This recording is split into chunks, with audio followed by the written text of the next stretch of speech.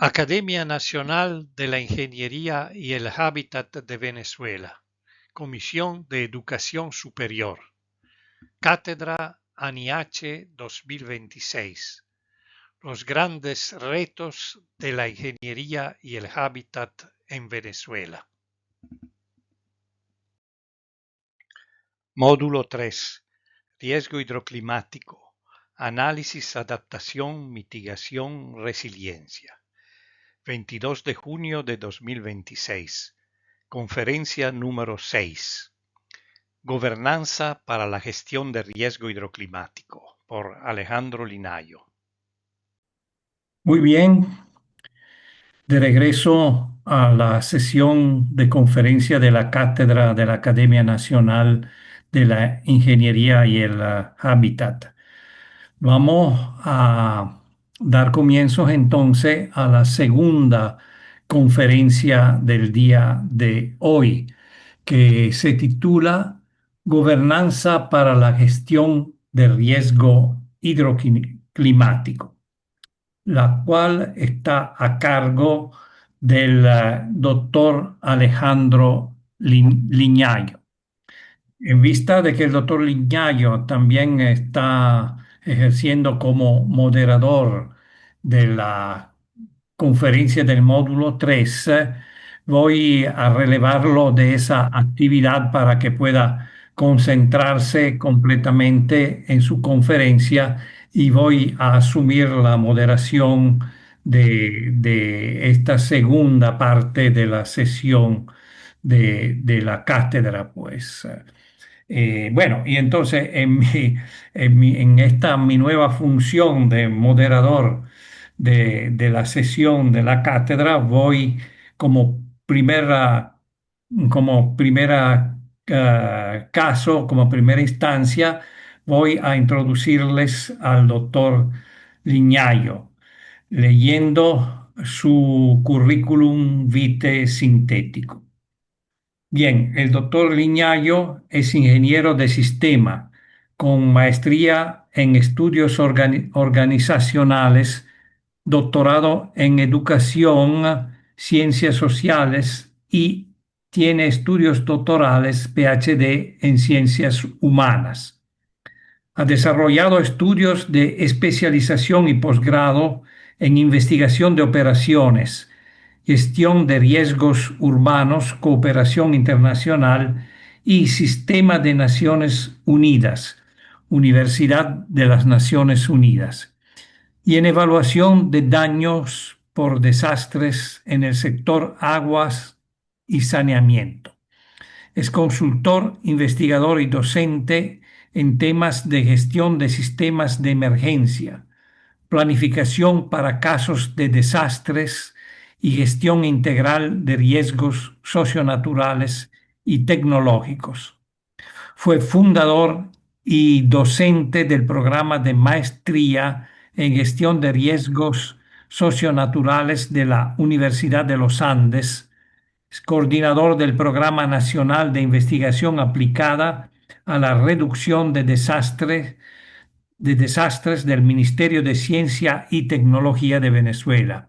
Fue viceministro de Estado para la Gestión de Riesgos y la Protección Civil de Venezuela. Profesor invitado y consultor de proyectos internacionales en más de 20 países de 3 continentes, que han sido promovidos por diversos organismos internacionales de cooperación al desarrollo, como el BID, el Banco Mundial, la CAF, la OEA, la Unión Europea y la Agencia de Cooperación Internacional de Japón. Es autor y coautor de más de 35 libros y artículos especializados en temas de su especialidad. Actualmente se desempeña como director de la ONG multirregional Centro de Investigación en Gestión de Riesgos, CIGIR. Bien, dejo con ustedes entonces al doctor Liñayo para el dictado de la conferencia Gobernanza para la Gestión de Riesgo Hidroclimático. Adelante, Alejandro. Perfecto, bien. Buenas tardes nuevamente. De nuevo yo por aquí. Este, bien, deben estar viendo mi pantalla completa, ¿verdad? Perfecto. Bueno, muy bien. Entonces, nada, me place mucho cerrar esta última conferencia de estas 6 excelentes conferencias que han conformado este esfuerzo de este ciclo de conferencia y que ha girado alrededor de el tema de la reducción de riesgo hidroclimático. Y bueno, como decíamos al principio de la sesión de hoy, en esta última sesión lo que hemos tratado de mirar es, bueno, cuáles son los problemas de la última milla, cuáles son esos retos, eh, digamos, complicados y que parecieran ir más allá de, de la producción de la solución técnica, del modelo de ingeniería, del modelo que optimiza la toma de decisiones, qué es lo que falta para ir más allá. Entonces, para avanzar en este sentido, yo voy a desarrollar una bitácora de vuelo en esta reunión que vamos a tener hoy esencialmente va a estar conformada por 3 temas centrales. El primero es, vamos a hablar un poco sobre el problema, sus orígenes y sus retos. Y en este sentido vamos a tratar de entender un poco los grandes retos como de carácter epistemológicos. O sea, qué es lo que tratamos de hacer verdaderamente y qué es lo que en el fondo buscamos cuando tratamos de reducir el riesgo de desastres, contra qué realmente es lo que tenemos que tratar de ir y dónde están las soluciones de fondo que este problema merita. Vamos a hablar brevemente sobre la manera como se ha ido migrando en en las últimas 2 o 3 décadas el modo de entender este tema desde enfoques de administración de desastres, enfoques de reducción del riesgo y los retos que aún existen para poder entender bien cuál es la causalidad y el quehacer que debería asumirse ante el tema de la reducción de riesgos y de desastres, ¿no? En un segundo plano vamos a hablar sobre el reto de la gobernanza y qué implica hacer gobernanza para la reducción de desastres hidroclimáticos en el contexto de nuestra región. Y finalmente quisiera cerrar con uno que otro aporte concreto, algunas lecciones aprendidas y algunos casos de estudio que creo que pudieran ser interesantes a efectos de lo que ocurrió. Entonces, a la hora de abordar el primer tema, pues nuevamente yo, como hizo Mauro, quisiera partir un poco de cuáles son los números, cuáles son las tendencias y ya pues es más que claro que los desastres son un tema en aumento. Todos los estudios sugieren que la factura que estos eventos pasan cada vez es más difícil. Estas son gráficas de distintas fuentes mundiales, referencias sobre estadísticas del impacto de los desastres. Y cuando tú clasificas esas estadísticas por tipo de desastre, los peores escenarios están vinculados al tema del agua y en sus dos extremos, ya sea por exceso o ya sea por demasiada abundancia de precipitaciones en un lugar determinado en un momento dado. Entonces, en función de eso, se viene haciendo un enorme esfuerzo y ese esfuerzo de alguna manera se inspira en que la perspectiva que tenemos del problema realmente no es nada halagadora. Yo pudiera citar, yo creo que un referente importante alrededor de este tema, que son los reportes mundiales del riesgo que elabora el Foro Económico Mundial. Yo creo que este es uno de los documentos más interesantes que existen para poder tener una idea de cuáles son los grandes retos que enfrenta nuestro planeta y eso se hace año a año. Es un esfuerzo muy interesante. La metodología detrás de la identificación de esas prioridades es muy interesante. Yo recomiendo que la revisen. Es público, tanto los reportes como la data que lo soporta. Pero lo curioso y lo que yo quería mencionar aquí es que en los últimos reportes mundiales que se vienen haciendo alrededor en el marco del Foro Económico Mundial, se define que el cambio climático y los desastres hidroclimáticos y los riesgos ambientales son la principal amenaza que enfrenta nuestro planeta en el mediano y largo plazo, más en el largo plazo. En el corto plazo hubo hasta el 2025, en 2025, 2026, mucha preocupación por el tema de las guerras, los conflictos, eh, Ajá, ¿cómo va, cosas bonito? de ese ¿Ah? y se han visto, Entendido. pues, se ha Sí. visto claramente que se han materializado dichos riesgos y hemos estado enfrentando confrontaciones bélicas muy importantes. Pero todo el mundo sugiere que a largo plazo el reto más importante que vamos a tener que enfrentar está vinculado a esto, al tema del cambio climático y los grandes desastres que eso va a acarrear. Y la pregunta que está obviamente en el ambiente es qué hay que hacer ante este tema. Entonces, para contestar esto, quizás vale la pena eh, hacer algunos planteamientos como básicos. eh, que nos pudieran permitir como sentar unas bases para entender lo que vamos a seguir presentando un poco más adelante. Lo primero entonces es que uno pudiera identificar que los esfuerzos que se suelen hacer alrededor de la ocurrencia de eventos adversos, de cosas no deseadas, de situaciones no deseadas que ocurren en el seno de sociedades, eh, hoy pudiéramos nosotros clasificar los que maneja como tres grandes ámbitos de acción, ¿no? Hay un primer ámbito que es todo lo que se hace para atender las circunstancias de emergencia, situaciones de emergencia. Son cosas no deseadas que de alguna manera interrumpen el quehacer, la dinámica de algunos espacios, de algunos actores en algunas ciudades. Y esos fenómenos son fenómenos que penosamente en grandes ciudades suelen ser de una frecuencia más o menos reconocida, y entonces ante esa ocurrencia los estados responden con unos aparatos, con unos sistemas, unas instituciones que tienen unos recursos y unas capacidades y están allí para atender ese día a día de cosas no deseadas. Ese sistema se traduce en cuerpos de bomberos, en servicios de atención prehospitalaria, en cosas de ese tipo, ¿no?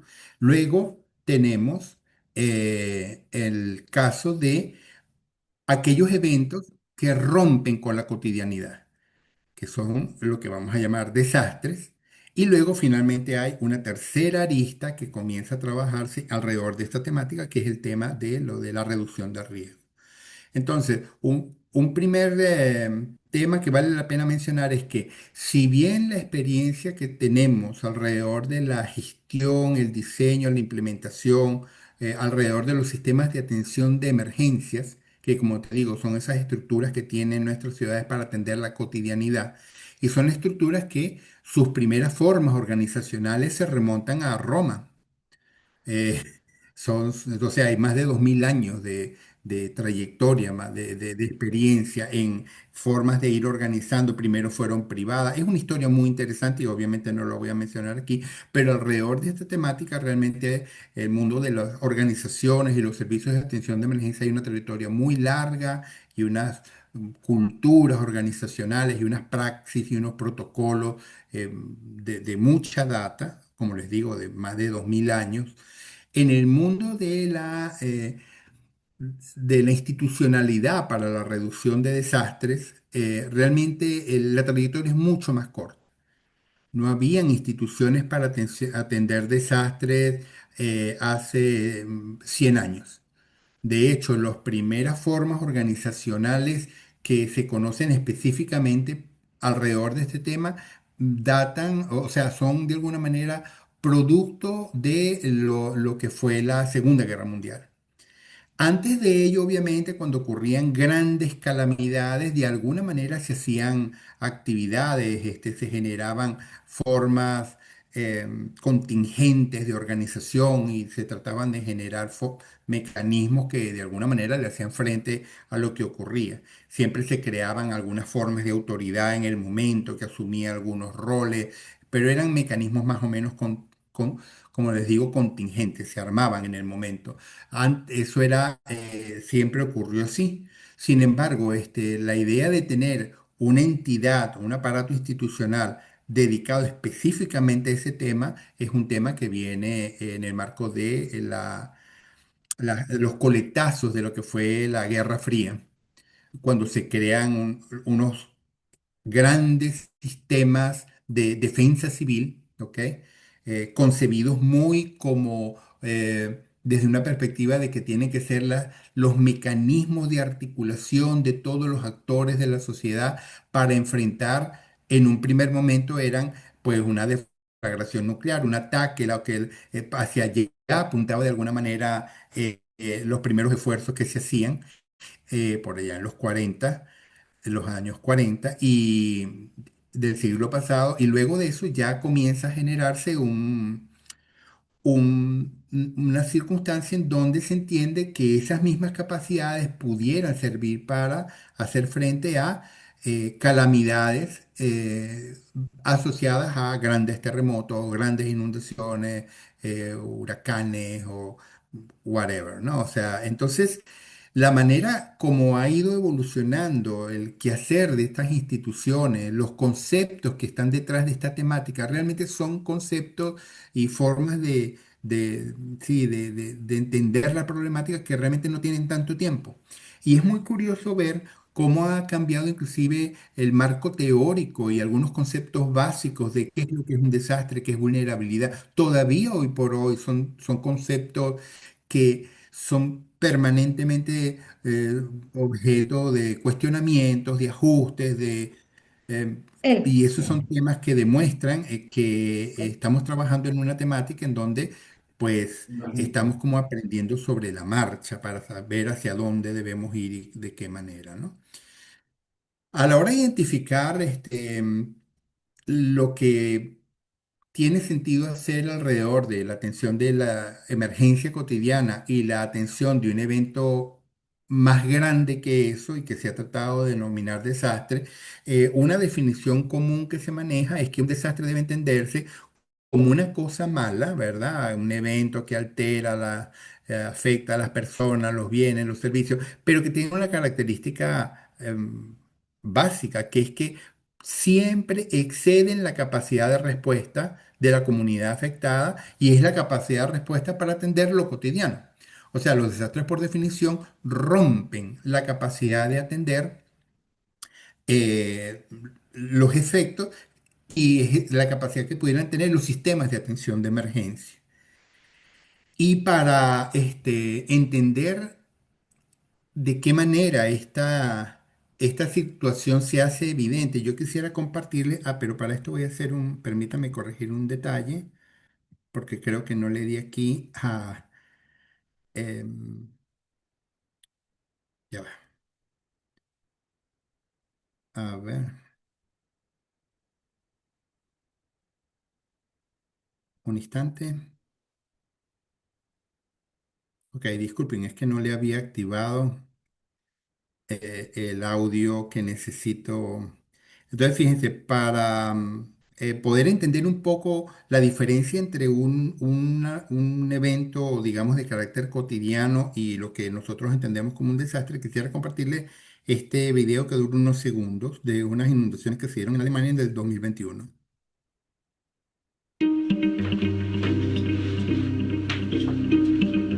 Frank no puede olvidar aquel 29 de mayo de hace 5 años, cuando su pueblo sufrió una catástrofe.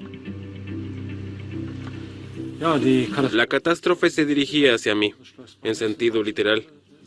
Vi cómo la riada con todos los escombros que traía venía hacia mí.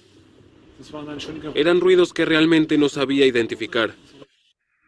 Entonces noté que todo el edificio estaba vibrando. En un video que grabó entonces el alcalde Frank Harsch, reflejaba su perplejidad ante la inundación. Es una locura absoluta. Una locura absoluta. Esto es demencial. No es posible llamar a los bomberos. Se han cortado las comunicaciones. Que Dios proteja a Braunsbach.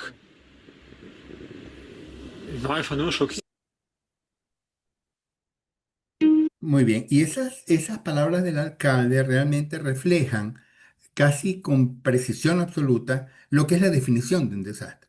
Un desastre es un evento en donde el protocolo tradicional, normal, en donde el ciudadano llama al 911 o al número que sea y entonces recibe un apoyo del Estado y ahí se generan unos mecanismos de actuación en donde el Estado le responde a las necesidades de la comunidad afectada, se quiebran por definición.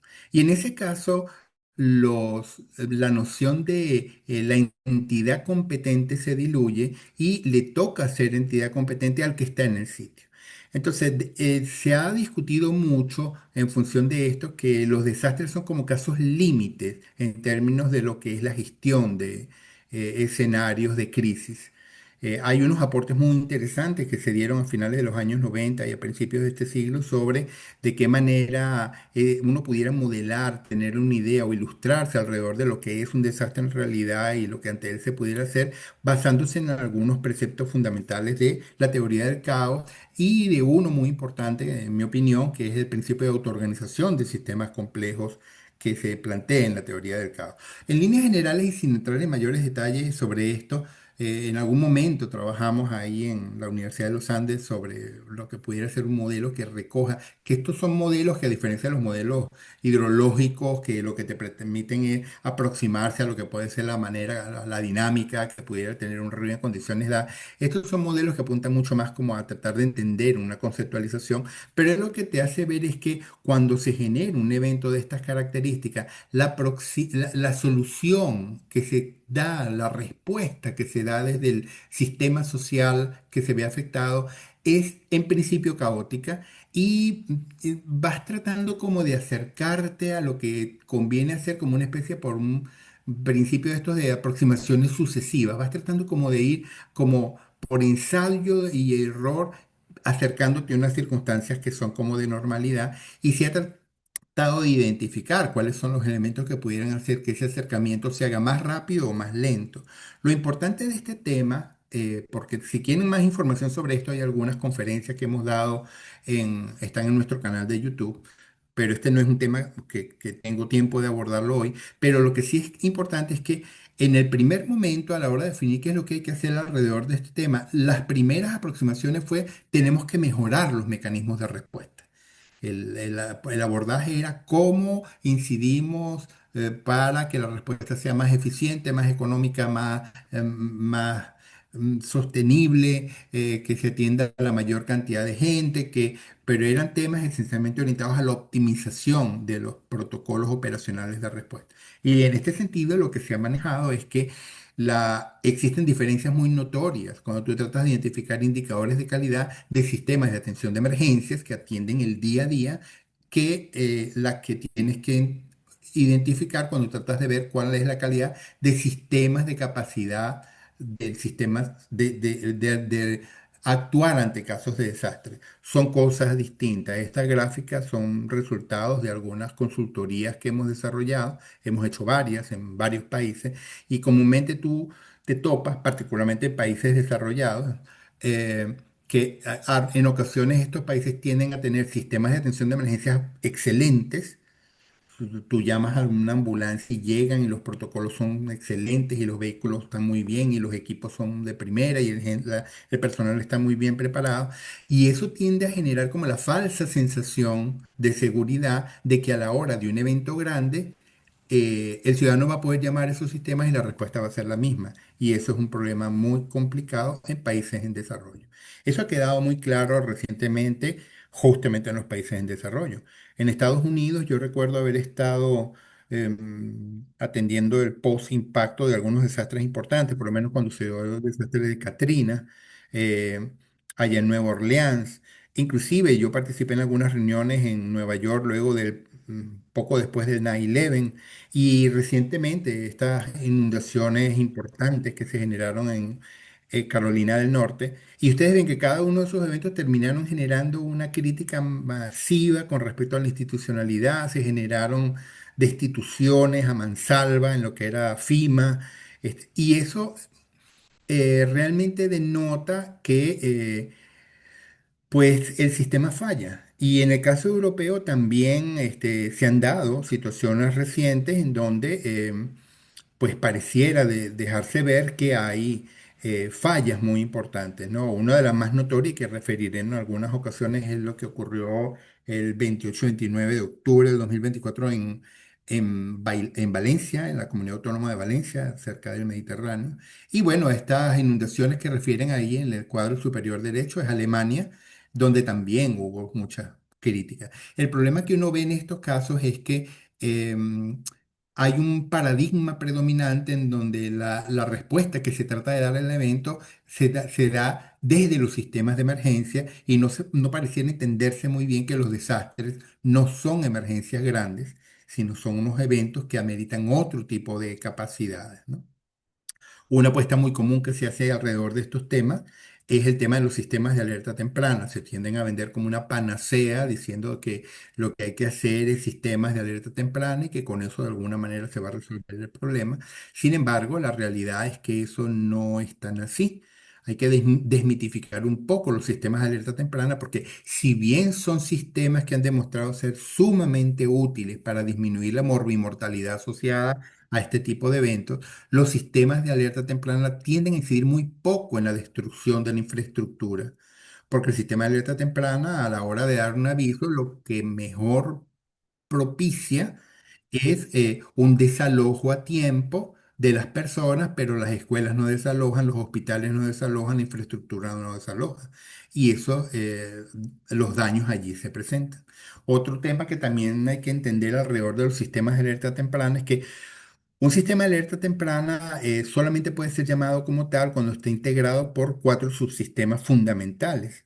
Primero, hay un subsistema de monitoreo climático y hidrológico también, pues, de qué es lo que está lloviendo, cómo está el río, y uno poder ir como tomándole el pulso en todo momento.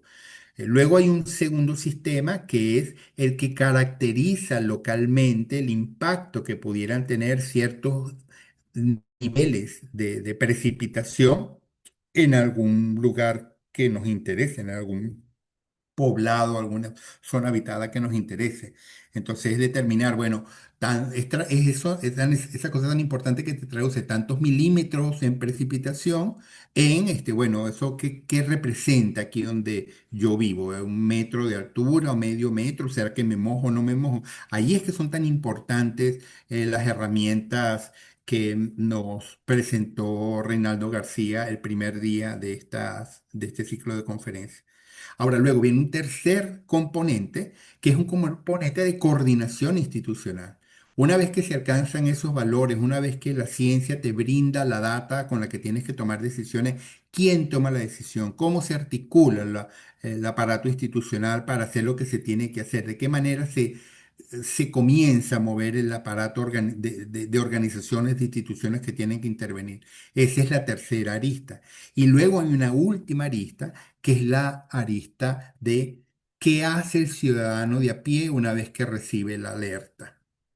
Las alertas que uno suele recibir con los sistemas que existen aquí en Europa, yo estoy en Europa en este momento, son unas alertas como las que ustedes están viendo allí en la parte inferior a la izquierda.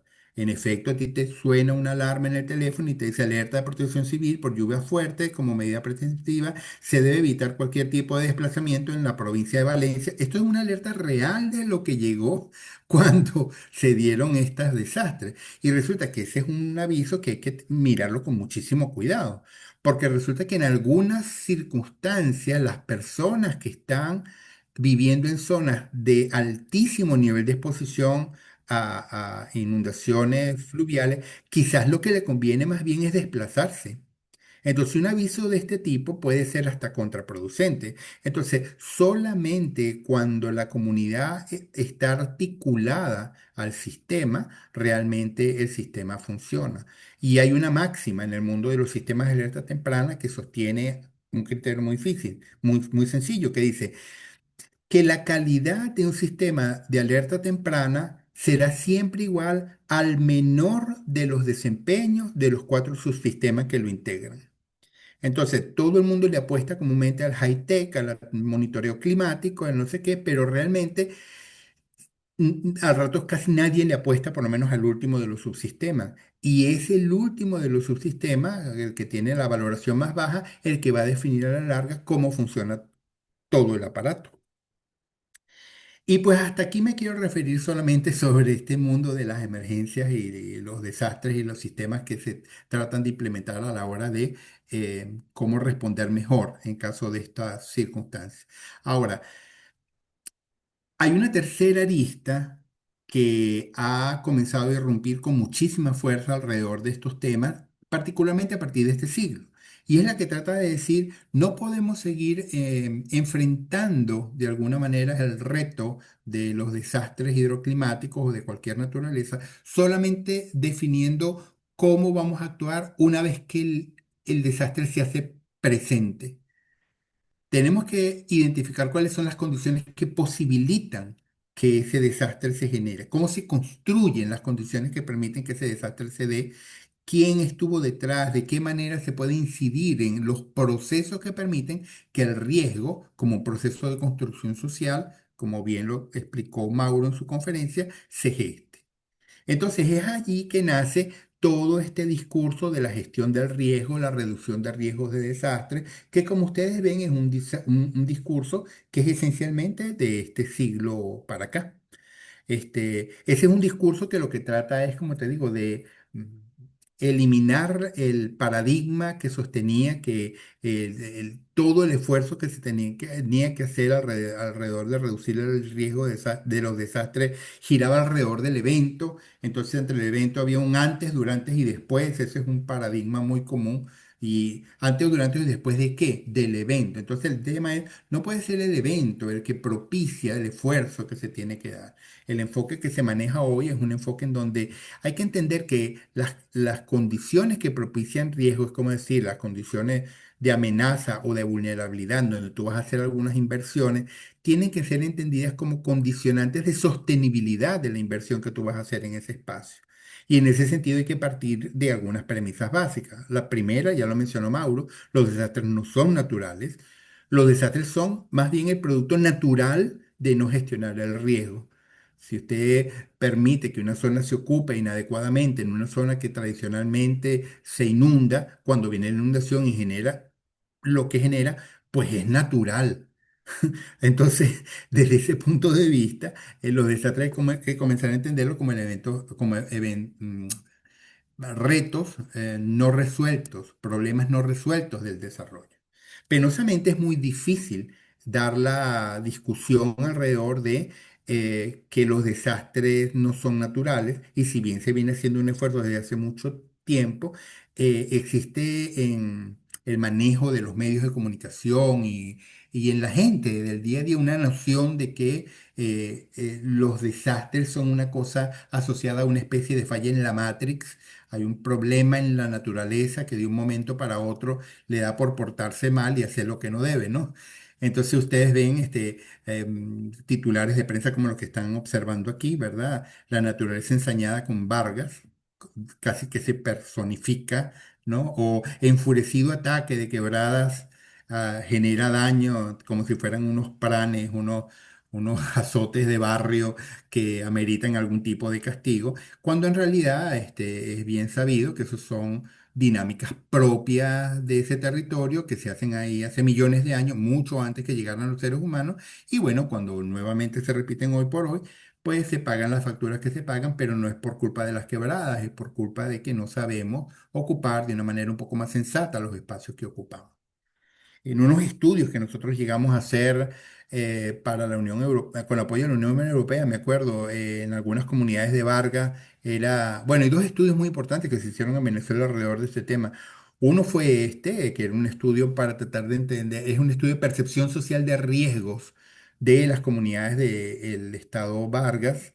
Y era muy interesante. Entre las preguntas que se hacían allí había una que decía de cuál, como de 20 posibles causas del desastre del 99. ¿Cuál cree usted que son las más importantes? Y había de todo. Ordenación del territorio, falta de gobernabilidad, debilidades institucionales, no sé. Las respuestas que daba la gente, las tres primeras causas del problema eran Dios, la naturaleza y el destino.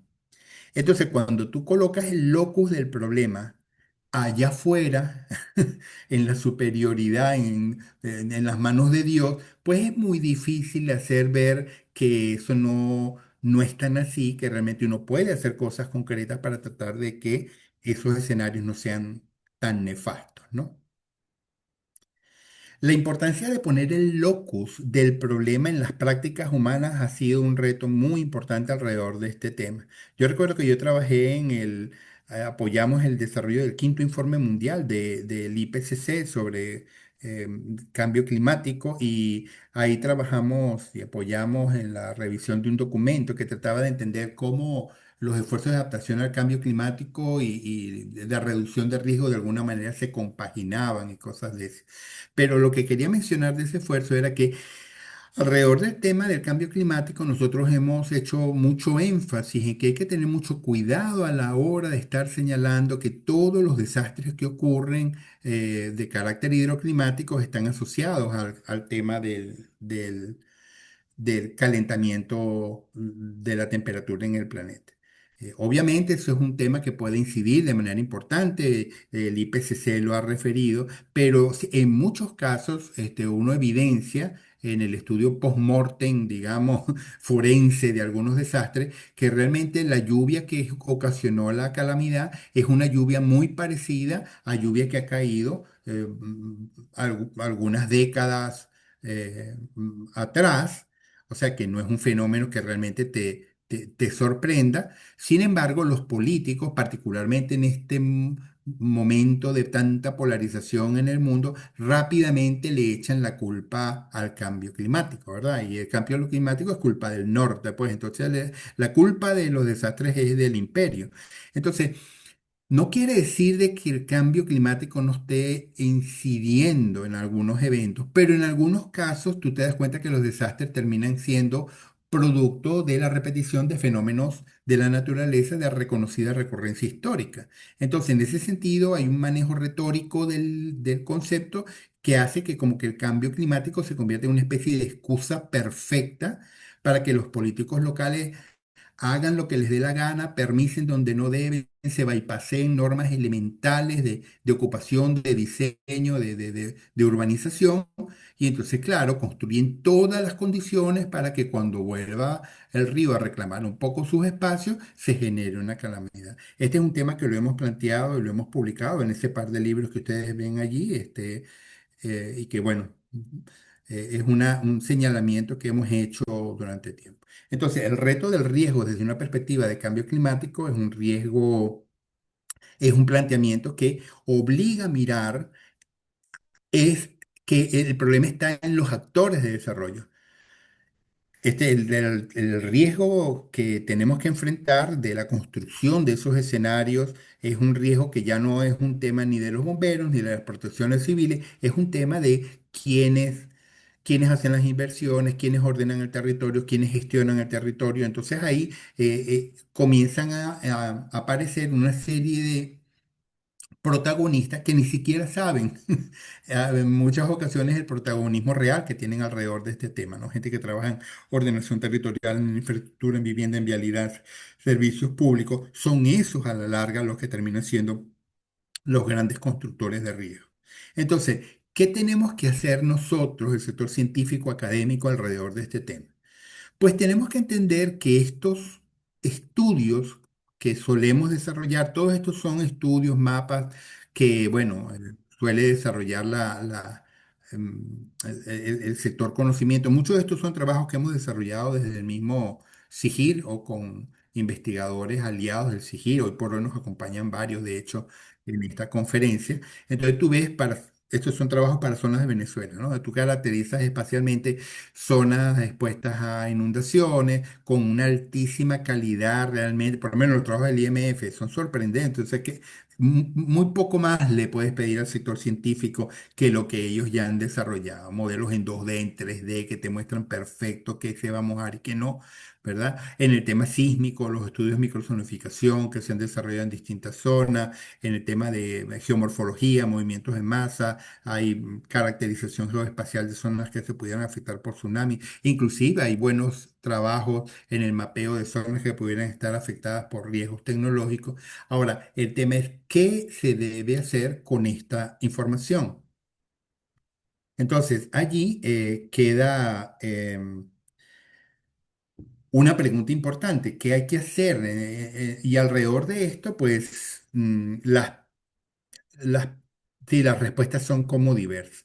Nosotros en el año 2017 desarrollamos un trabajo de investigación muy interesante. Fue un estudio comparativo regional que hicimos en todos los países de América Latina y el Caribe.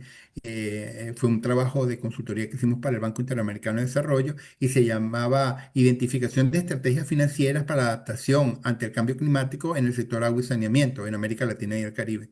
Ese era un estudio que tenía cuatro grandes ámbitos de indagación.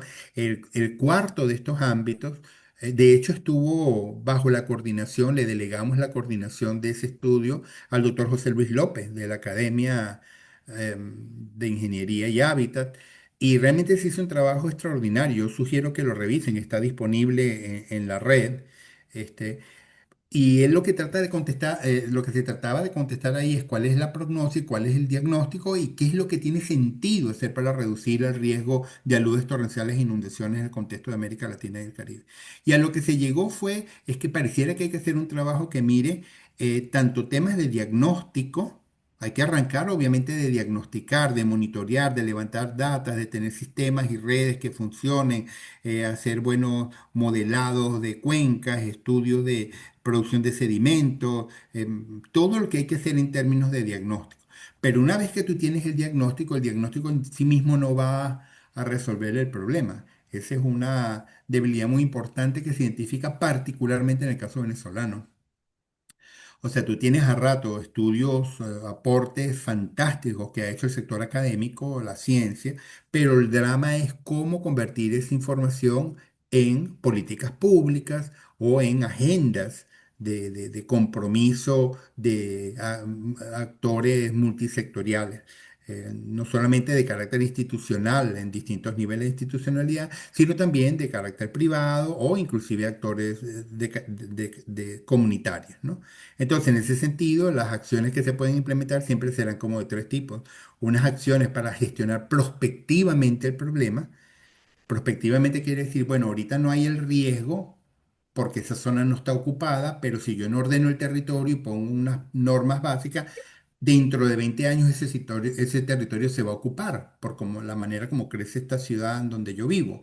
Entonces, las acciones prospectivas es aquellas que invitan a planificar hacia el futuro, qué es lo que hay que hacer para que el riesgo no se llegue a construir. Hay un segundo grupo de actores que son de medidas de carácter correctiva, y estas lo que tratan son las más costosas, son las más difíciles, como también mencionaba Mauro, es comúnmente a las que nos llaman. O sea, ya cuando el riesgo está construido, ya cuando todos los márgenes de los cauces de los ríos que en zonas urbanas están totalmente ocupados, entonces dice, bueno, ¿y ahora qué hacemos? Pues ahí las medidas que hay que implementar son medidas de carácter correctiva y bueno, suelen ser medidas de ingeniería, medidas de desocupar y sí, reubicar algunos espacios, siempre son difíciles, siempre son costosas. Y finalmente hay un tercer mundo que son las medidas de carácter reactivo, que son las tradicionales y las que nos devuelven al caso anterior de los protocolos de alerta temprana, los sistemas de articulación institucional, los mecanismos de evaluación rápida de daños y de optimización de la respuesta del Estado ante personas afectadas. O sea, es todo aquello que se enfoca en trabajar el tema de la preparación y respuesta ante la transmutación de el riesgo en calamidad. Ya cuando ahí ya no hablamos de gestión de riesgo, hablamos ya de la gestión de el desastre, la calamidad. ¿Ok? Entonces, ¿qué toca hacer? Pues lo que toca hacer es que cada uno de esos diagnósticos que se han desarrollado, hay que comenzar a aterrizarlos en ámbitos sectoriales Eso parece específicos y en zonas específicas. Con frecuencia a mí me preguntan, eh, ¿cuánto ha avanzado la gestión de riesgos de desastres en América Latina, que en el se le había Caribe, caído cómo en está otro en lado, Europa? porque lo busqué ya no Este, está, y lo busqué en el proyecto que se le y había en caído ese en el fuego. sentido, yo siempre planteo que pues la respuesta es como ambigua. Por un lado, sí hay algunos logros en lo, digamos, en el tema en el marco normativo, en casi todos los países de la región tú te topas con que existen eh, leyes de riesgo y instituciones y cosas, pero realmente ese esfuerzo adicional que trata de aterrizar cada una de esos diagnósticos en actores sectoriales específicos. Quiero decir, el señor del transporte o el de vialidad o el de educación o el de salud, cómo cada uno de esos actores tiene que asumir su papel particular, su compromiso particular ante las dinámicas del territorio en donde hacen su vida. Es un tema en donde todavía hay mucho que hacer, ¿no? En la segunda parte de hoy yo quería comentarles que eh, alrededor de este tema ha surgido recientemente un movimiento muy importante para tratar de entender que este es un tema que lo que demanda es governance. Este tema realmente, post pandemia, que se comenzó a dar una discusión nuevamente alrededor de estos escenarios, se comenzó a concluir de que hacemos mucho y las tendencias son las mismas, pareciera que algo estábamos haciendo mal. Y lo curioso es que algunos estudios, algunos trabajos que se han hecho, sugieren que seguimos haciéndolo mal. En el año 2021, creo que fue, la Estrategia Internacional para la Reducción de Desastres le preguntó al International Science Council si el mundo iba a lograr alcanzar en el 2030 los objetivos que se habían definido en el marco de Sendai para la reducción de desastres y disminuir el costo de los... Y el resultado que dio el diagnóstico que hizo esta entidad científica fue realmente lapidario. No solamente que no vamos a llegar, sino que en algunos ámbitos en particular vamos a estar peor que cuando comenzamos. Y uno de los comentarios que se hacen en ese informe, este informe también está disponible en la red, se puede leer, sugiere que no vamos a poder avanzar en esta temática mientras no se logren formas eficaces de gobernanza del riesgo basada en evidencia científica. Entonces, este tema de la gobernanza no es un tema nuevo. La gobernanza se ha convertido como una especie de nueva panacea, donde, bueno, casi todos los fracasos en los abordajes de muchos de los grandes retos de la sostenibilidad se achacan a que no hacemos suficiente en gobernanza. Y el tema de la gobernanza es un tema complicado. A la hora de tú fortalecer la gobernanza, tú te topas que hay respuestas distintas o recomendaciones distintas para las regiones distintas. Nosotros hemos trabajado este tema en distintos países, en distintas regiones, y lo que tú tienes que hacer en favor de la gobernanza para la reducción de riesgo de desastre es distinto en América Latina a lo que tú tienes que hacer en Europa, porque la naturaleza del problema en un país y en otro, en unos países y en otros son distintas. Para eso creo que son muy útiles los aportes que hacen los mapas culturales del mundo de Ingelhard y Belzel, que trabajan sobre las encuestas de valores del mundo, un trabajo muy útil y que te genera estos mapas aquí, donde tú puedes ver cómo los países se ubican en función de su cosmovisión. Y en función de esa cosmovisión, definitivamente tú tienes que tratar de definir qué es lo que puedes hacer a la hora de abordar algunas de estos grandes retos de la sostenibilidad del desarrollo, ¿no? Para el caso de América Latina, yo creo que una de las aproximaciones más inteligentes que me he topado son las del doctor Luis Aguilar Villanueva, un mexicano que ha trabajado mucho el tema de la gobernanza y el doctor Villanueva sugiere que para tú trabajar el tema de la gobernanza en América Latina, lo primero que tenía que lograrse era resolver la legitimidad. América Latina en el siglo pasado venía de una serie de gobiernos muy militarizados, donde el tema de de su legitimidad siempre era muy cuestionable, y no era fácil definir cómo vamos a mejorar el desempeño de un gobierno ilegítimo. Lo primero que había que garantizar era la legitimidad. Pero una vez lograda la legitimidad, y que es una cosa que han ido logrando la mayoría de los países, penosamente no todos, había que comenzar a definir qué es lo que pudiera hacerse para que realmente los gobiernos gobiernen, para lograr que el gobierno pueda realmente avanzar en brindar las soluciones que necesitan las sociedades. En ese sentido, se arrancó inicialmente desde una perspectiva en los años 70 pensada en gobernabilidad. Y el tema era, bueno, a partir de que las instituciones suelen ser incompetentes, o suelen presentar problemas a la hora de tratar de generar soluciones producto de incapacidades tanto endógenas como exógenas. En lo endógeno, lo exógeno puede estar asociado a políticas internacionales, caídas de precios de petróleo o subidas de precios de petróleo que les impiden que los presupuestos les funcionen. Están hablando del contexto latinoamericano. Pero en lo endógeno siempre está el problema de la poca validez de los análisis con que toman decisiones, la poca eficacia de los equipos directivos, la falta de idoneidad normativa y de las leyes que existen, problemas de incompetencia en los funcionarios y muchos problemas de integridad que se traducen en corrupción, corrupción y más corrupción.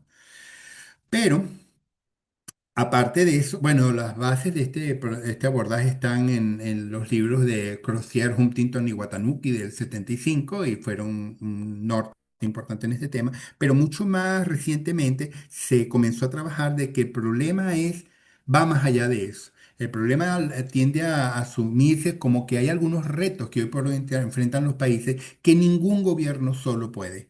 En ese sentido, se hace necesario que esos problemas sean enfrentados de manera conjunta entre todos los actores de la sociedad, porque todos tienen algo que aportar. Y el tema de la reducción de los desastres es uno de estos problemas. En este sentido, por lo menos tres actores básicos, que son gobierno, actores sociales y sector privado, tienen que participar en la toma de decisiones y tienen que ser corresponsables y tienen que entender cuál es la causalidad de las acciones que cada uno de estos actores hacen y que potencia el impacto de los desastres. Y es hacia esos actores donde los conocimientos y la tecnología tienen que dirigirse. Quiero ilustrarles ya en estas últimas láminas, me quedan unas pocas más, pero quiero ilustrarles algunos casos de estudio que sugieren un poco este tema. Este es un caso en particular de varios que hemos estudiado. Este se dio en Toledo, en España. Fueron unas inundaciones que se dieron en el año 2021 en una pequeña población, ¿verdad? Que se llama Covisa.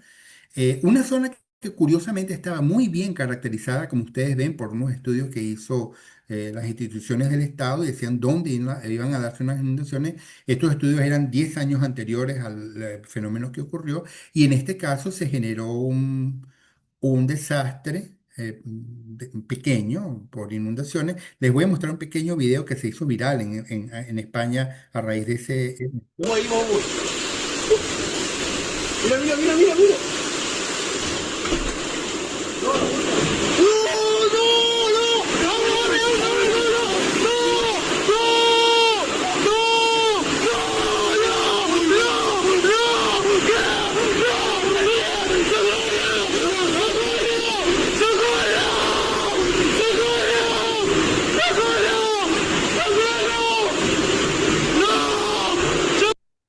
Bueno, ese video se presentó en todas las televisoras nacionales y obviamente generó mucho impacto en toda la población alrededor de lo que ocurrió. Realmente fue un fenómeno bastante pequeño, pero lo curioso es que cuando nosotros estudiamos un poco lo que fue la evolución de ese desastre, nos topamos con casos muy interesantes. Yo tuve la oportunidad de hablar con las personas que fueron afectadas por este evento en esa misma población y entonces la gente realmente no cuestionaba que la protección civil no lo hizo bien, que el apoyo llegó tarde. Bueno, sí, ahí siempre van a haber cosas que se pueden mejorar, pero realmente el ciudadano de a pie de esa comunidad lo que comentaba era cosas como la que dice aquí.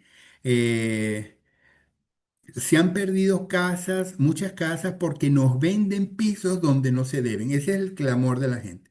¿Cómo es posible que yo haga todo el papeleo y la cosa y compre un apartamento y resulta que el apartamento se inunda y a mí nadie me dijo que eso se inundaba?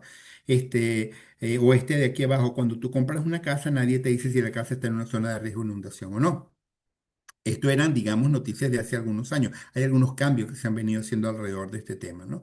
De hecho, inclusive esta foto que ustedes ven en la parte de abajo de la derecha es una de las personas que fue afectada por ese video que les mencioné ahora. Y ellos, bueno, viendo la situación y viendo la respuesta del Estado con ayudas y cosas, ellos empezaron a resolver por su cuenta y generaron, con asesoría de un ingeniero experto en obras hidráulicas, un muro con concreto ciclopio y unas puertas impermeables y una cosa para garantizar que a la hora de una próxima crecida de esa quebrada, ellos no se vieran afectados. Lo que quiero mencionarles con esto es que cuando las comunidades tienen la información adecuada, la gente puede hacer cosas. Ahora, el tema es tener la información adecuada. Este es unos resultados que me topé hace poco y me parecieron muy interesantes. Están tomados de una conferencia que dio el doctor Alejandro Robaldor del Instituto Geológico y Minero de España. Este es un mapa de esos obligatorios que hay para prácticamente toda España y esto es una directiva europea, de manera que los hay prácticamente para toda Europa y que te muestra cómo, bueno, cuáles son las zonas que pudieran inundarse para periodos de retorno de 50, 100 y 500 años, para las zonas que fueron afectadas por ese desastre de los días 28 y 29 de octubre del 2024.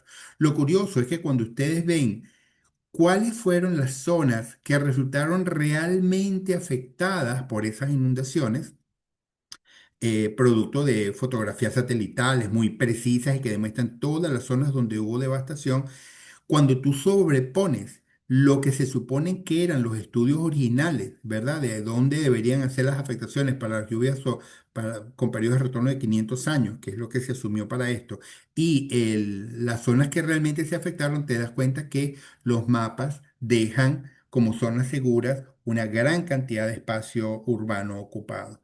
Y esto denota que hay que hacer definitivamente algunos esfuerzos para tratar de garantizar que lo que te sugieran estos mapas de exposición a inundaciones que hace el MITECO, de alguna manera estén pues lo más cercano que se puede a la realidad. Obviamente existen muchos parámetros que pueden incidir en que las dinámicas del agua no hagan lo que dicen los modelos. Recordemos solamente que en las inundaciones que se dieron en esa zona, 130.000 vehículos fueron arrastrados por el agua. Y obviamente uno llegó a ver montañas de vehículos, que eso es un enorme bloque de material que definitivamente obstruiría el paso de cualquier corriente de agua. Y eso obviamente es muy difícil de modelar. Entonces, en ese sentido, lo que se hace ver es que es necesario tener buenos diagnósticos para avanzar en esto. Yo digo que hay algunos avances que se están haciendo, por lo menos de un tiempo para acá. He notado por lo menos que cuando tú haces certificados de tasación en algunos países, comienzan a mencionarse algunos datos sobre el nivel de exposición a distintos tipos de riesgos ambientales de la vivienda que usted quiere alquilar o que usted quiere comprar.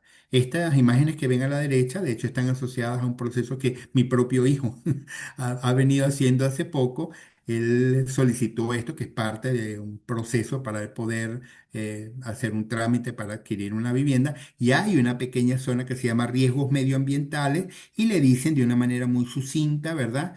Cuál es el nivel de sismicidad, si la zona es inundable o no es inundable, no sé qué y no sé qué. Realmente la información es bastante parca, no dicen gran cosa, pero por lo menos algo dicen. Y el mejor de los ejemplos en este sentido, yo creo que hoy por hoy lo dan los franceses.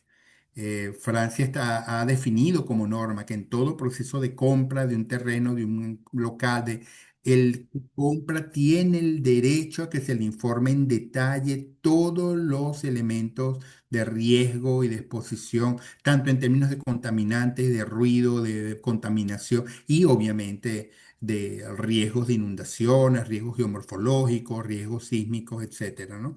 Y realmente el estudio que se entrega es fantástico. Yo tuve la oportunidad de poder revisar en detalle uno gracias a que me lo cedió la doctora Marianela Lafuente, también que le llegó por una cosa fortuita de carácter familiar. Y es fantástico ver lo que se está haciendo en función de fortalecer el derecho a saber, que es a la larga la base fundamental para fomentar la gobernanza.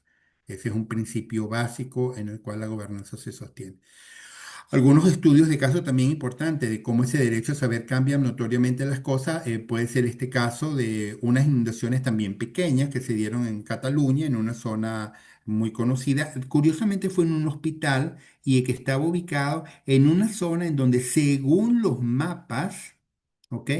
Estaba en una zona donde en principio no debería estar expuesta al riesgo de inundaciones, quizás porque no se han hecho aún los modelos, digamos, con la rigurosidad que se necesita, porque sí se ve en la parte superior derecha del mapa un pequeño curso de agua, pero el hecho es que allí se presentó un problema. Entonces, obviamente, esto fue en julio del 2025, una altura de agua realmente no muy alta, pero de alguna manera inundó los sótanos, generó muchísimos daños en todos los aparatos de imagenología, todo lo que era rayos X, millones de dólares en pérdidas, de euros en pérdidas, hubo que desalojar a todos los pacientes del hospital, todo un dilema.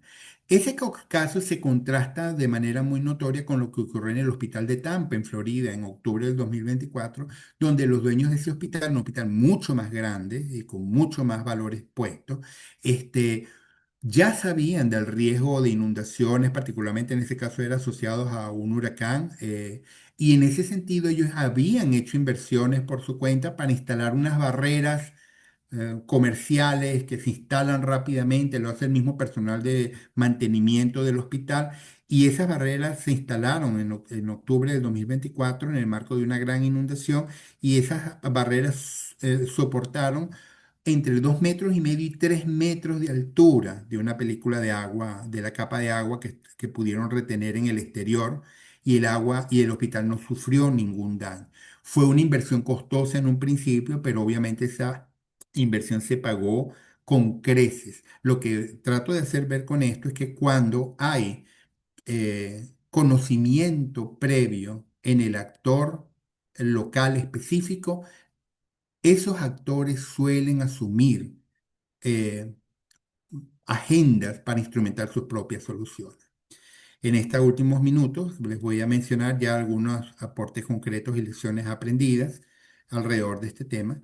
Hay algunos casos que siempre, bueno, pueden ser un poco frustrantes, que son los esfuerzos que tú haces en el tienes que hacer de la institucionalidad. En Venezuela llegamos a hacer muchas cosas para tratar de mejorar la institucionalidad, mejorar el marco legal, pero bueno. No me voy a referir a Venezuela por la complejidad que Venezuela representa, pero sí pudiera por lo menos mencionar este estudio que desarrollamos para para el Consejo Nacional de Aguas de Panamá, y fue un trabajo que se hizo en el año 2020, y que tenía como título Lineamientos para fortalecer la gobernanza para la gestión de riesgos asociados a eventos hidroclimáticos extremos. Este fue un trabajo muy curioso porque fue un trabajo de consultoría que nosotros hicimos y fue realmente muy bien recibido por el gobierno panameño. Lo hicimos por una entidad de carácter esencialmente técnico, pero de inmediato ellos leyeron, vieron la importancia que tenía, eso se llevó al alto gobierno, y ese trabajo realmente dio pie a que se generara un marco legal donde se adaptaban los lineamientos que habían sugerido. Este fue un trabajo que apoyó el Banco Interamericano de Desarrollo, y bueno, el presidente y todos los ministros dijeron esto lo tenemos que hacer y lo vamos a hacer. Lo que ocurrió es penosamente lo que ocurre en la mayoría de nuestros países: vino un cambio de gobierno y bueno, ya ustedes saben lo que pasa en un cambio de gobierno. Pero lo curioso es que de alguna manera a ratos es posible generar esos procesos en el caso de trabajar con actores institucionales en distintos niveles. Otro esfuerzo que nosotros hemos desarrollado durante años alrededor de este tema es tratar de promover el derecho a saber por la vía de algunas herramientas y algunas tecnologías. En ese sentido, desde hace algunos años hemos trabajado en el desarrollo, la difusión de algunos geoportales y algunas aplicaciones. Lo hemos hecho para distintos países. En Venezuela hemos hecho varias. Hoy por hoy necesitan algunas mejoras importantes porque ya tienen varios años que se hicieron, pero estamos en un momento interesante en que pronto creo que vamos a estar relanzando esas herramientas con mucha más potencia que las que hoy tenemos. Pero lo que pretendía esa herramienta era que tú mirabas el móvil y tú puedes preguntar dónde estoy, qué puede pasar aquí. Y esas herramientas te pueden contestar tanto en el ámbito de la amenaza sísmica, ¿verdad? Por lo menos en el caso de España hicimos un prototipo muy interesante, y bueno, tenemos mucha fe de que pronto vamos a hacer algo similar para Venezuela. Y él te contesta es en función de cuál es la intensidad máxima esperada o registrada en ese sitio puntual en donde tú estás. Igualmente con el tema de inundaciones, el tema es que tú puedas decir, bueno, aquí donde estoy, o aquí que está la escuela de mis hijos, o aquí que pienso alquilar un local para una pequeña bodega o un pequeño comercio. Lo importante es que la gente tenga a la mano la información específica del lugar específico, ¿no? Y ese es un trabajo que hemos desarrollado y que, bueno, ha resultado medianamente interesante. Algunos de estos productos todavía se pueden descargar desde, bueno, son herramientas para, eh, para Google Play, o sea, para Android y de ahí se pueden descargar, ¿no? En el tema del sector privado realmente hemos tenido experiencias extraordinarias. Yo creo que mis experiencias trabajando el tema de el fortalecimiento y el desarrollo de agendas para trabajar alrededor de este tema han sido realmente muy buenos. Tanto la manera como el sector privado puede apoyar con sus políticas de responsabilidad social empresarial a soluciones para la sociedad, como la manera como el sector privado puede a lo interno de ellos mismos decir, yo quiero hacer algo para no arruinarme a la hora de 2 horas de un aguacero, unos segundos de una sacudida por un terremoto pequeño. Entonces, lo importante ahí es construir el discurso y las estrategias desde la perspectiva desde la cual la ve el sector privado, que según nuestra experiencia y nuestros aportes, es desde una perspectiva de sostenibilidad de negocio. En ese sentido, les invito pueden leer ese material. Esa fue una consultoría que le dimos al sistema económico latinoamericano en el año 2011, ya tiene ya varios años, pero próximamente, bueno, también estamos trabajando hoy por hoy en algunas iniciativas en donde creemos que el papel del sector privado es fundamental. Lo último que quiero mencionarles tiene que ver con dos experiencias que vienen ocurriendo en este momento. Una tiene que ver mucho con lo que acaba de plantear Mauro en su conferencia anterior. Em, Como bien mencionó Mauro, ellos vienen desde hace 10 años haciendo un esfuerzo muy importante, tratar de fomentar el uso de herramientas y de ciencia para garantizar la gestión sostenible del recurso hídrico y la reducción de riesgos hidroclimáticos. Sin embargo, en un encuentro que sostuvimos en El Salvador en el año 2024 a finales, se llegó a la reflexión de que algo teníamos que hacer adicionalmente para tratar de lograr que los desastres no pasaran una factura tan alta a nuestros países, los desastres por inundaciones y aludes. El tema que se planteó allí fue cómo avanzar en el fortalecimiento de la gobernanza para la gestión del riesgo de desastres hidroclimáticos en la región. Y bueno, esa es una labor que realmente estamos muy contentos y muy orgullosos por la oportunidad de venir apoyando al Centro de Soporte a Hydrobit en implementar este esfuerzo en la región. El esfuerzo se traduce en una hoja de ruta 2025-2028 para la gobernanza, para la gestión de riesgos de desastres hidroclimáticos, que tiene una enorme cantidad de acciones que se están desarrollando. Contempla una agenda regional de investigación aplicada, promoción de desarrollo de tecnología y el desarrollo de una cátedra regional que de alguna manera quiere articular a universidades, facultades, escuelas, grupos de investigación interesados o que tienen capacidad de aportar desde distintas perspectivas a estas temáticas.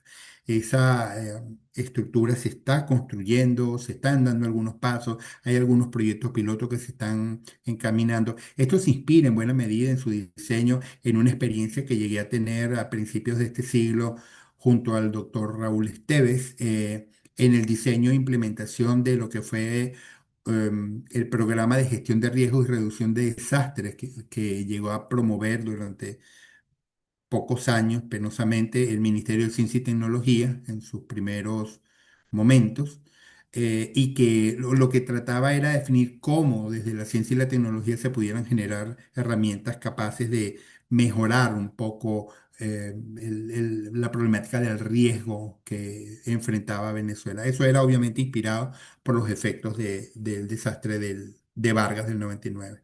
En la última reunión que sostuvimos para arrancar con prioridades en este esfuerzo del BID, se definió un decálogo de iniciativas que se están llevando adelante.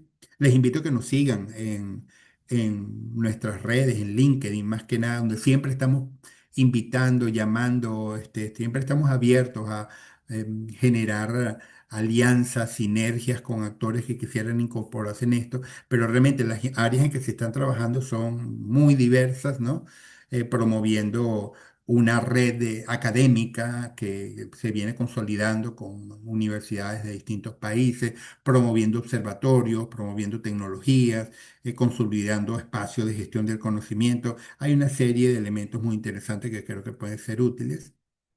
Otra iniciativa que yo creo que es muy importante y que aquí voy a hacer un pre-lanzamiento es un esfuerzo que se viene desarrollando en este momento y que tenemos mucha fe de que vamos a poder tenerlo, haberlo concretado en el último trimestre de este año, que es el lanzamiento de un observatorio venezolano del riesgo de desastre. Va a ser una iniciativa muy importante para poder entender un poco la recurrencia histórica de ciertos eventos con data muy nutrida y georreferenciada, inventarios de muchos estudios. Va a ser una experiencia muy útil y nuevamente es un espacio que va a estar siempre abierto a interactuar e incorporar y trabajar en red y hacer sinergias con universidades tanto de Venezuela como de la región. Y ya estas últimas láminas quisiera mencionarles un poco la experiencia que alrededor de este tema tú te puedes topar en otros países. Este es unas pequeñas láminas, que con esto cierro la conferencia, vinculado al modo como esta temática nos fue mostrado a finales del año pasado, que se maneja en Corea del Sur, como mencionó Mauro. Tuve la suerte de poder acompañar un equipo de actores latinoamericanos que estuvieron en ese país viendo un poco cómo se trabaja el tema de la gestión del agua y los sistemas de control de inundaciones. Y realmente es sorprendente porque es como una especie de caso límite donde tú puedes ver realmente un volumen de capacidad tecnológica para hacer cosas que es sorprendente. No solamente, bueno, que ellos tienen una inmensa cantidad de redes súper densas de monitoreo, realmente casi que en tiempo real. Esas redes les permiten hacer realmente cosas maravillosas. Tienen satélites y modelos muy precisos para determinar la cantidad de agua, inclusive antes de que precipite. Y sobre eso ellos toman decisiones inclusive de desalojar volúmenes preventivamente en algunas de sus miles de represas, ¿ok? Antes justamente antes de que la precipitación caiga. Eh, y bueno, realmente es muy llamativo. Toda esa data, bueno, la avalancha de datos, imagínate, hay estaciones de monitoreo, reciben datos minuto a minuto, son 6.000. Recuerdo, había una enorme cuenca del río Han, y tenía un volumen de estaciones que alimentaban datos que permitían inclusive generar gemelos digitales, ¿no? Un digital twin donde tú veías en tiempo real qué es lo que estaba pasando en cada punto con respecto al agua que ahí se mantenía. Ahora, este trabajo va de la mano de un esfuerzo muy importante de trabajo con comunidades, donde en algunos sitios, bueno, los niños en las escuelas aprenden a medir, a entender cuáles son los niveles de calidad de agua que tienen con relación a algunos materiales, porque la data se convierte en una herramienta de uso de la gente. Y ahí es donde la gobernanza realmente se materializa. Ya, bueno, para finalizar, si quieren algún detalle adicional con respecto a estos aportes, ahí hay 4 libros que recogen algunos datos. Este que editamos con la red, Perspectivas de Investigación y Acción frente al Cambio Climático en América Latina, recoge varios casos interesantes en el contexto latinoamericano.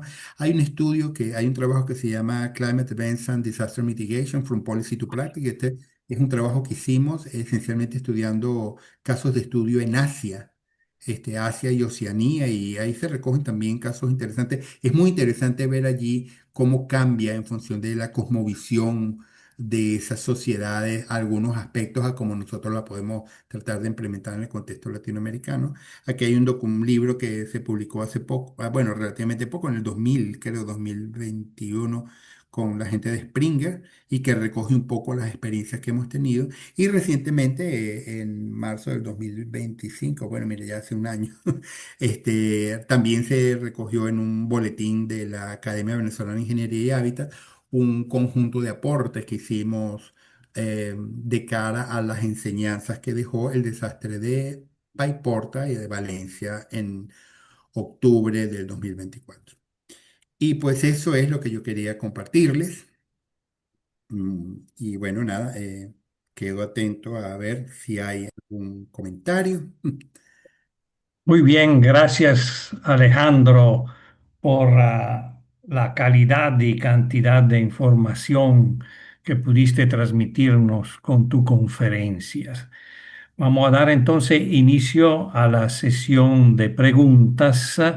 Las personas que quieran formular pregunta al doctor Alejandro pueden hacerlo a través del chat de la reunión.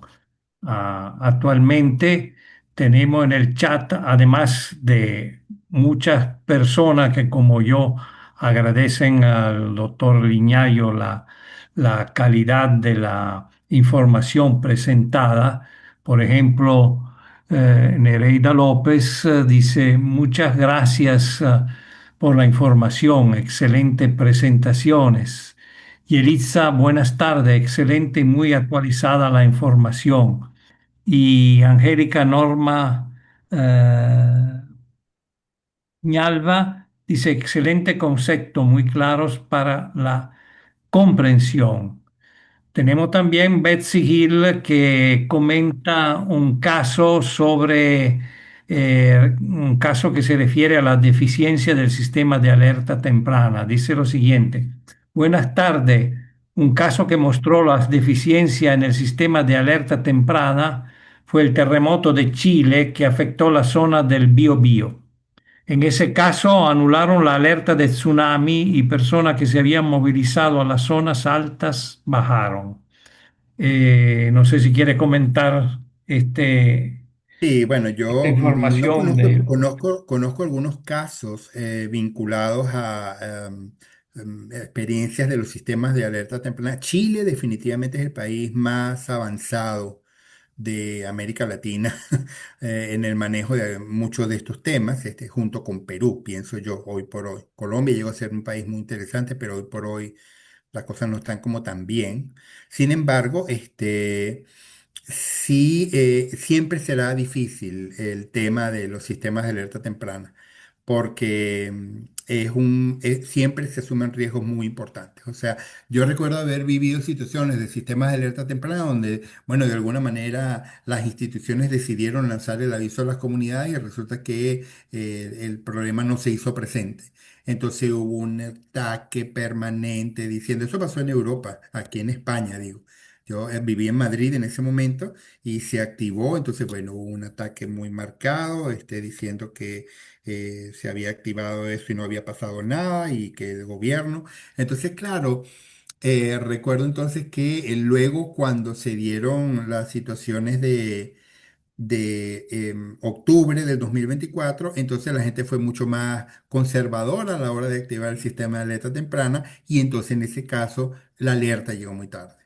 Y entonces mucha gente murió porque recibieron el sistema de alerta temprana y en ese momento decidieron bajar a los sótanos a tratar de rescatar los vehículos que estaban en los estacionamientos de los edificios. Y se toparon con unos sótanos completamente llenos de agua y con el agua subiendo. Y la gente tratando de llegar a los coches para salvarlos, murieron. Entonces, los sistemas de alerta temprano son realmente difíciles. Cuando tú activas un sistema de alerta temprano, el tema es, puede ser muy temprano para unos y muy tardes para otros, porque esa es una lluvia que cae en una cuenca, en una zona, y de repente en esa zona ya está lloviendo mucho, pero el agua no ha terminado de llegar a otra zona. Entonces, es un tema muy, muy complicado. Otro tema que también nosotros hemos planteado alrededor de los sistemas de alerta temprana es que, mira, la mejor alerta temprana que tú puedes tomar es que a la hora de tú alquilar el apartamento, a la hora de tú comprar la vivienda, que a ti te digan, mire, en dónde está. Y es en ese momento donde tú sobre ese dato tomas la decisión o no. Si por alguna razón no tienes alternativa, y dice, bueno, pero es lo que puedo hacer, es donde yo quiero, es lo que... Pues entonces alquila, pero tienes que vivir consciente de dónde estás metido y cuáles son las recurrencias que se conocen de las dinámicas fluviales de esa zona. Y en ese caso tú puedes inclusive llegar a tener algunos mecanismos de alerta temprana, en donde si tú estás consciente previamente de cuál es la recurrencia, tú conoces la dinámica del río que tienes cerca, pues de repente no necesitas que te avisen una hora antes o media hora antes. Tú puedes previamente decir, mira, el aviso de lluvias para mañana es muy importante. Eso te lo dice aquí muy bien la EMET, la Asociación de la Gente de Meteorología.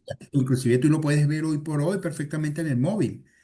Tú puedes ver, mira, lluvias, no sé qué tal, realmente los pronósticos, bájese el Windy, un software maravilloso, gratuito, yo siempre lo uso. Y entonces, uno con eso puede tener una idea y uno puede tomar la decisión de decir, no voy a estacionar el coche hoy donde siempre lo estaciono porque sé que es una zona que se puede inundar, lo voy a dejar en casa de mi mamá, que está en sitio un poco más alto y entonces eso marca la diferencia. Igualmente, a la hora de tu instalar, que te digo yo, por lo menos yo estuve en Nueva Jersey en el 2020, creo que fue, unas inundaciones, me invitaron ahí a ver unas cosas y era muy lamentable porque había una cantidad de gente que había perdido toda la línea blanca, las lavadoras, porque eso estaba en los sótanos de las viviendas. Si uno sabe que está viviendo en una zona con esos problemas, pues uno puede hacer las inversiones, entonces las cosas más costosas las elevas al primer piso y entonces ya con eso, pero entonces si tú quieres generar agendas de reducción de tus riesgos hidroclimáticos haciendo ese tipo de tareas, la pregunta es, ¿cuán temprana tiene que ser la alerta temprana? Porque a ti no te vale una hora antes, ni te valen 2 horas antes. Tú necesitas conocer previamente en dónde estás viviendo y en función de eso definir qué tienes que hacer. Y la experiencia que tenemos es que cuando la gente sabe, la gente hace cosas. Nadie quiere verse afectado malamente por una inundación. El drama es que si no tienen la información, es muy difícil que ellos sepan qué es lo que pueden hacer en concreto. Gracias, Alejandro. Tenemos otro comentario de Yelitza que dice, educar a la población también es importante en este tema. Interes- Interesante pregunta. Sí, bueno, no interesante, no, es la clave. Y ahí realmente, fíjate, el comentario es que, fíjate, para hacerlo corto, a rato ¿qué es lo que no se le puede perdonar al Estado alrededor de este tema? Yo creo que es muy difícil culpar al Estado por permitir que se construya riesgos. Porque si tú le vas a decir, no, en todas las zonas que pudieran ser inundables en este paleocauce para precipitaciones con periodos de retorno de 500 o de 1000 años, pues te vas a topar que buena parte de nuestras ciudades hay que desaparecerlas y eso no tiene sentido. Las ciudades reclaman dónde ocupar y eso hay que ocuparlo, pero hay que ocuparlo con muchísimo cuidado. Hay cosas en donde definitivamente no se acepta, pero siempre prevalecerá eso que llaman el riesgo aceptable. Bueno, sí, pero el periodo de retorno puede ser muy alto, vamos a... Entonces, es muy difícil decirle al Estado no permite donde pudiera ocurrir algo, porque, y menos en esta, ¿cómo se llama? Esta incertidumbre climática donde tú realmente no sabes muy bien lo que pudiera seguirse dando en el corto plazo con fenómenos hidroclimáticos extremos. Por otro lado, tú tampoco puedes cuestionarle al Estado que responda eficientemente ante desastres como si fueran emergencias, porque por definición ya sabemos que eso no se puede hacer y en las primeras de cambio la respuesta tiene que ser del sistema. Ahora, lo que tú no le puedes perdonar al Estado es que incumpla el derecho a saber. O sea, lo que es clave, lo que el Estado tiene que garantizar es que la gente tiene que saber y ocupar conscientemente el espacio que le toca ocupar. Y en ese sentido, obviamente, se hace muy relevante el comentario que leíste, Paolo.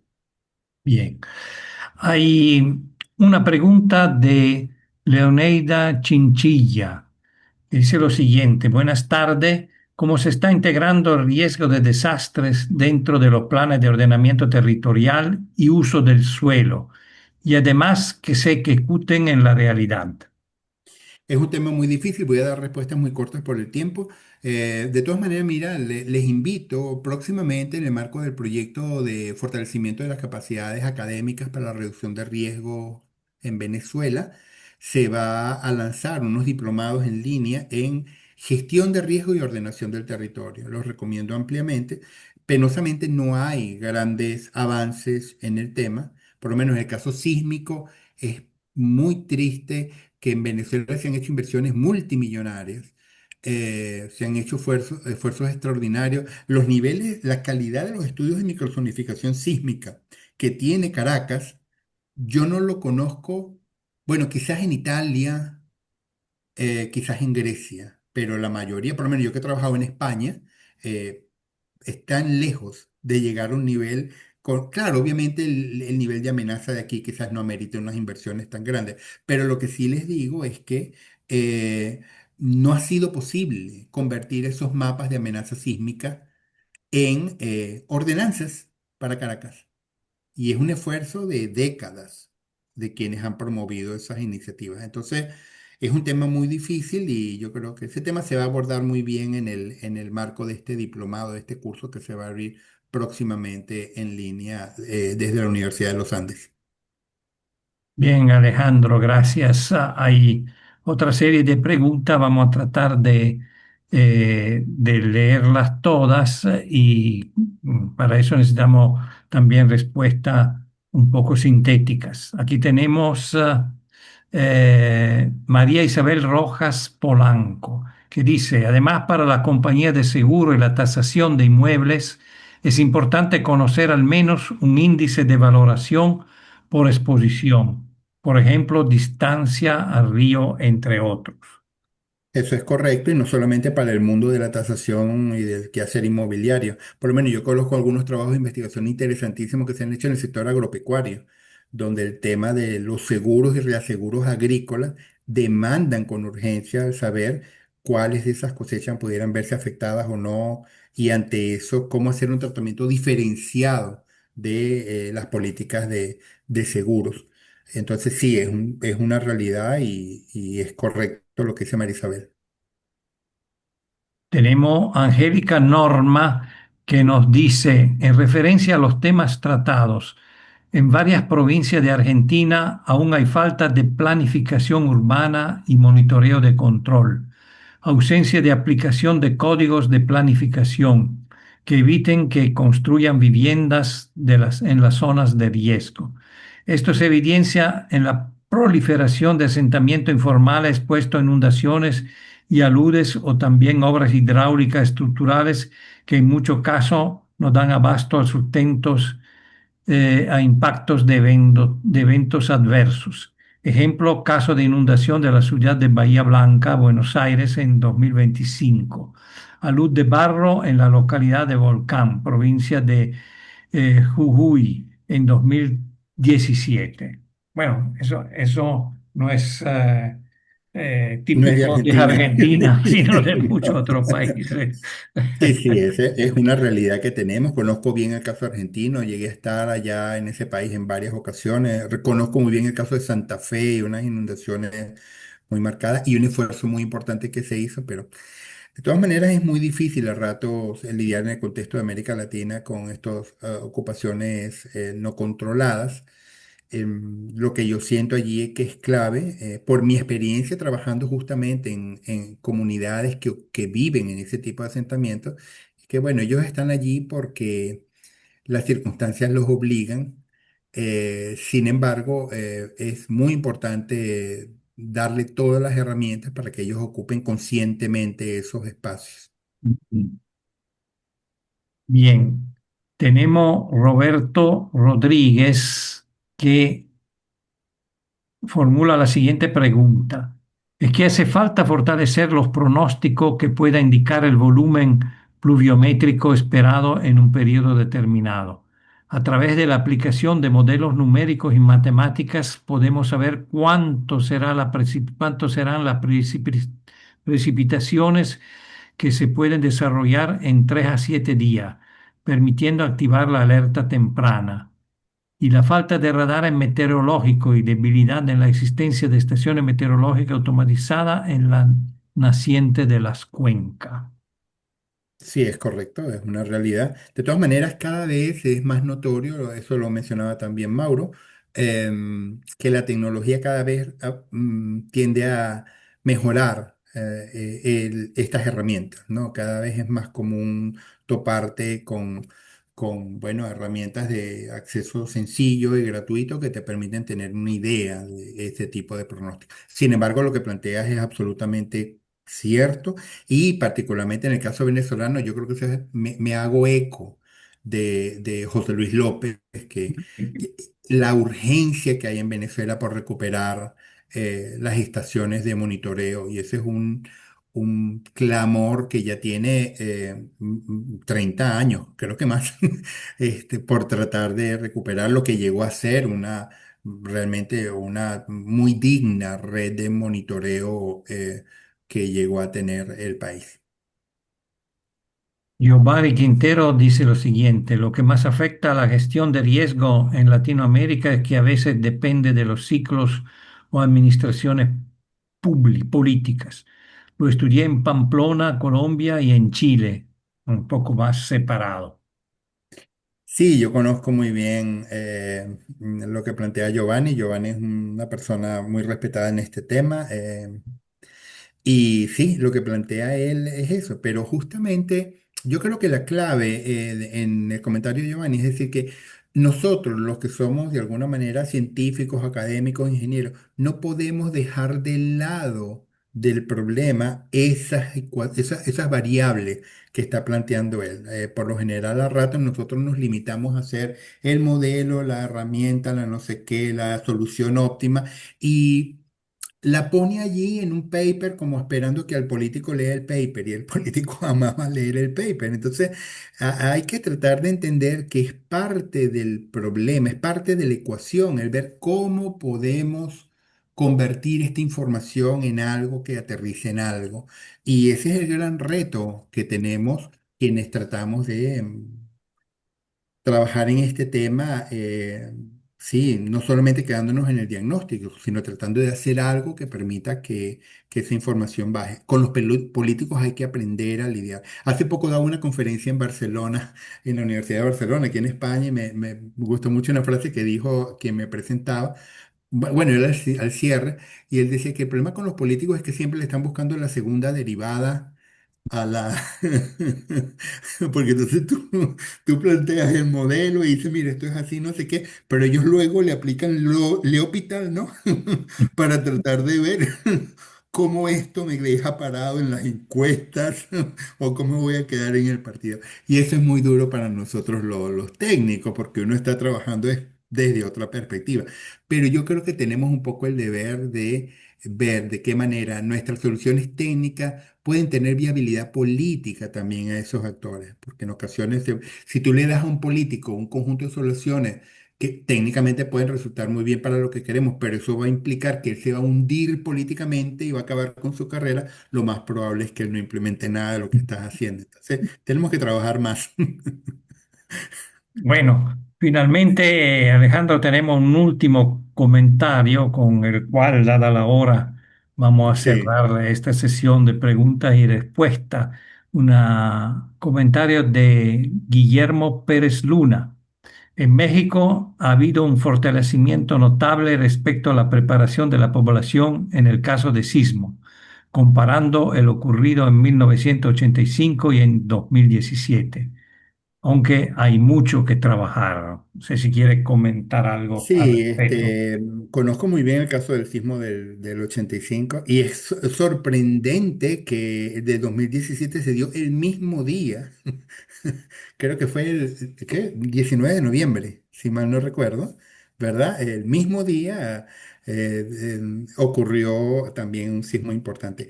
Sí, Guillermo tiene toda la razón y yo extrapolaría lo que él menciona a toda América Latina.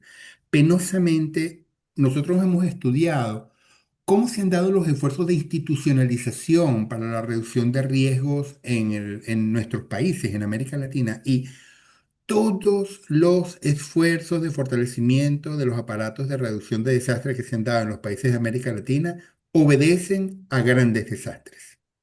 Jamás han venido producto de darnos cuenta de un acto de madurez, no. Colombia se hizo lo que hizo a raíz de Armero. México generó un salto adelante muy importante a raíz del terremoto del 85. Venezuela crea su sistema Sistema Nacional de Defensa Civil como uno de los coletazos del terremoto del 67. Y ese sistema se modifica, cambia su nombre y cambia su marco legal luego del desastre de Vargas del 99. Y así pare de contar. En prácticamente todos los países, detrás de importantes pasos en la institucionalización para la reducción de desastres, siempre es fácil encontrar un gran desastre. Y ese es un tema en el que tenemos que trabajar mucho. Y bueno, muchísimas gracias realmente a todos por sus preguntas y muchas gracias, Paolo, por el excelente No, trabajo como moderador. muchas gracias a ti, Alejandro. Vamos a cerrar entonces la sesión de hoy. Como siempre, voy a dar las gracias a los conferencistas, a los doctores Mauro Nalesso y Alejandro Liñayo por sus excelentes ponencias, por haber compartido con nosotros sus conocimientos y su experiencia y por haber colaborado en forma totalmente desinteresada con la Academia Nacional de la Ingeniería y el Hábitat y con esto haber contribuido a uno de los objetivos principales de la academia, que es la divulgación del conocimiento en ingeniería, pues.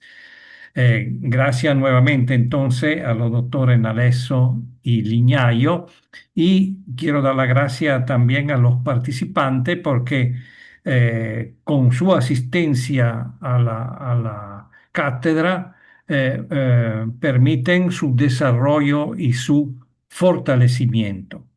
Y en particular quiero dar las gracias también a todas las personas que han formulado preguntas, porque con eso han permitido enriquecer realmente el abanico de información y conocimiento que se transmitieron durante esta sección.